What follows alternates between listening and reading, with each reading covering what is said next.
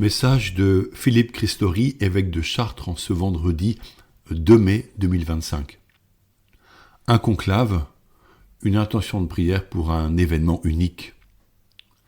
À la suite des funérailles du pape François, inhumé dans la basilique Sainte-Marie Majeure, nous sommes en attente de l'élection du futur pape. Environ 130 cardinaux sont électeurs et se retrouveront au Vatican, dans la chapelle Sixtine, sous clé et sans contact aucun avec les gens dehors, pour le temps nécessaire au vote. Le pape Saint Jean-Paul II avait précisé les modalités du conclave par un texte édité en 1996 sous le nom Constitution apostolique Universi Dominici Gregis. Le secret des tours de vote restera entier, la majorité à obtenir étant des 2/3 des cardinaux présents.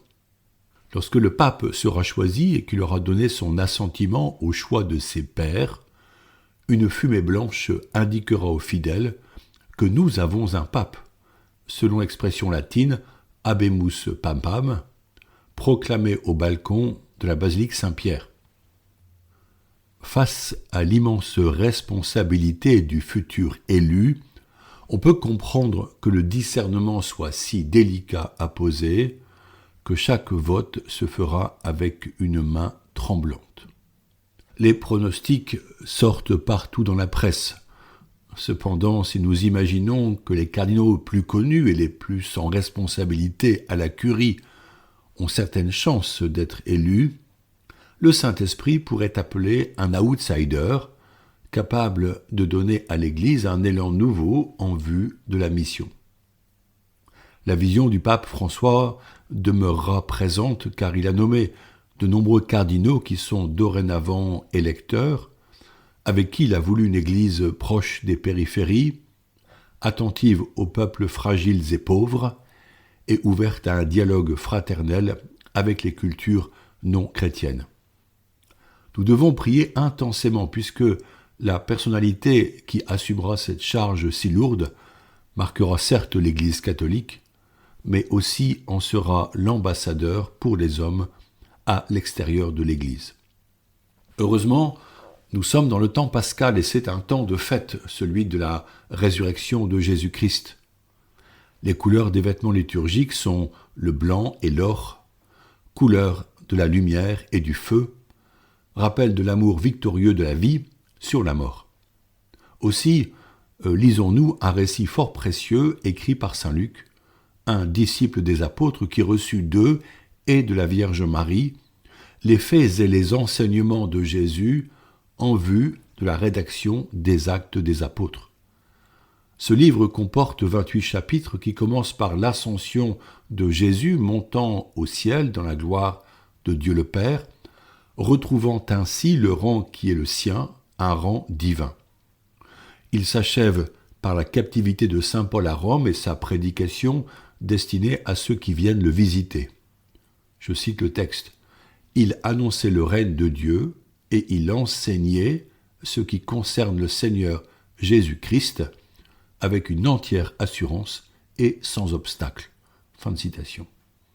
Ce livre du Nouveau Testament est un vrai roman, rassemblant des aventures humaines faites de voyages, de rencontres merveilleuses et aussi d'échecs, de violences et de naufrages, d'arrestations et de jugements, de libérations miraculeuses et d'assemblées de louanges, durant lesquelles on célèbre la fraction du pain, en quelque sorte les premières Eucharisties. Des hommes et des femmes se rencontrent, voyagent et fondent des communautés.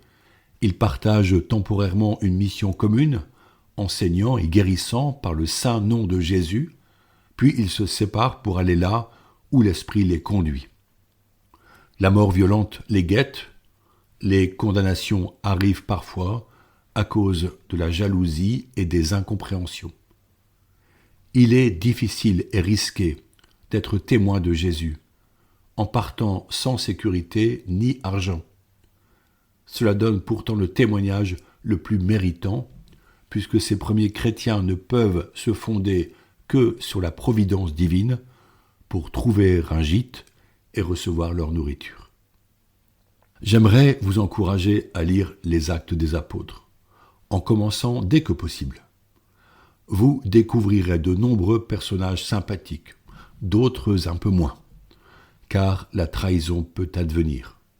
Vous lirez comment les apôtres se sont rassemblés en synode à Jérusalem pour répondre aux questions concrètes pour lesquelles Jésus n'a pas fait d'enseignement durant sa vie publique, comme la consommation de la viande venant des animaux sacrifiés dans les temples païens, ou encore la nécessité de la circoncision pour les nouveaux convertis venus de la société romaine non juive. Dans le premier cas, il fut dit que consommer cette viande ne pouvait pas signifier une participation à ces cultes, mais que l'acte de la manger choquerait des membres plus faibles et les moins avertis de la communauté chrétienne, en raison de quoi s'abstenir était préférable. Et pour le second cas, Pierre affirma clairement que la circoncision des hommes ne pouvait dorénavant être exigée, puisque pour lui, c'est le cœur qui doit être circoncis afin de vivre dans la lumière des enseignements de Jésus transmis par les évangiles.